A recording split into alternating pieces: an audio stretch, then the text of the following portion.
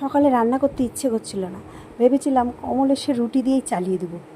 তারপরে দেখলাম যে না, কমলেশের রুটি নাকি বন্ধ আজকে। তো চলো, কলমি শাক ছিল আর চিংড়ি মাছ, চটজলদি ঘন্ট বানিয়ে ফেলি। ওহ, যেই রান্না করেছি কলমি শাক তো ভীষণ প্রিয় মেয়েদের, তো ওই অমৃত মতো খেলো। তো চলো, আজ ছিল এইটুকুই, দেখো মেয়েরা কি বলে। সঙ্গে ছিল কিছু ক্রাঞ্চি ক্রাঞ্চি বড়ি ভাজা।